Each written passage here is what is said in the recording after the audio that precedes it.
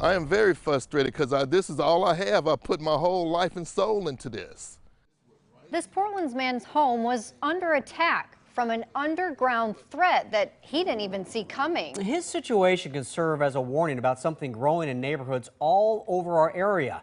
It can cause destruction, which leaves homeowners on the hook for thousands of dollars.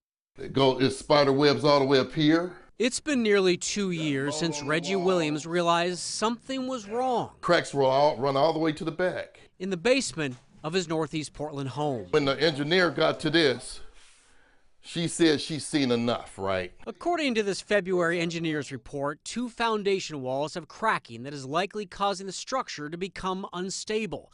The culprit? The engineer says it's this tree in between Reggie's house and the neighbor's. This right here. What is that? It's a root. That is a root, isn't it? It is a root. It's huge. The size of another tree. Look at these pictures in the engineer's report, and you can see the massive roots, including one that runs along Reggie's foundation.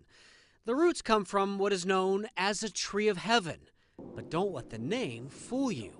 The city of Portland describes it as an alien plant invader.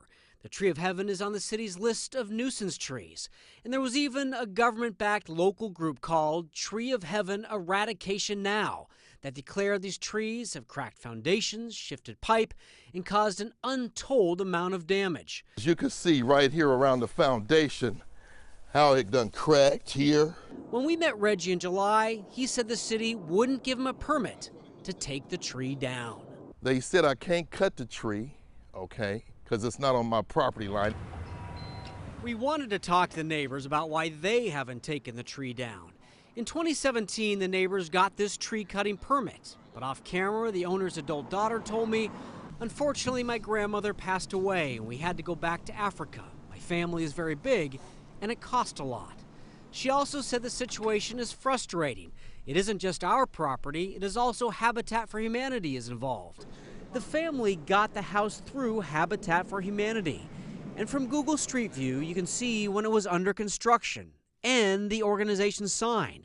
You can also see the tree. But the organization told Coin 6 News the tree is not the responsibility of Habitat for Humanity to remove or maintain because we are the lender. It is the homeowner's responsibility. I do have homeowners insurance, but they're not covering this type of incident here. One estimate shows the damage to his home will cost $36,000 to $38,000. That's the root where I cut it. To protect his house, Reggie cut the roots in his yard. Then in September, the city sent out an inspector who determined the tree is now unstable and will die, so it will be posted as dangerous and it must be removed. The city fined Reggie $350 for cutting the roots. Ironically, the violation, along with a new opinion from the inspector that the tree was jointly owned by both properties, it straddles the property line, finally gave Reggie the right to take down the tree. Reggie paid to have the tree removed last month, but the damage to his home remains. So I don't know what more to do, so. And there's this. Reggie believes the city inspector is wrong, that a recent survey he had done shows the tree did not straddle his property line.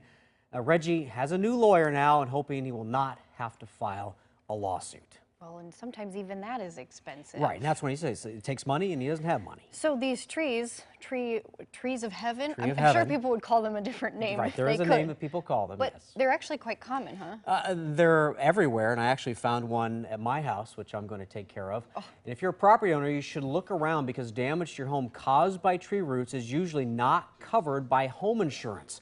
I talked with a state agency that regulates insurance companies about this case. I mean, unfortunately, there's things that can happen over time that we don't see, and unfortunately, that is just one of those things that just is not covered by insurance. So he says tree root damage isn't typically covered by homeowners insurance the same way a slow drip from a leaking pipe inside a wall wouldn't be covered. It's considered normal wear and tear.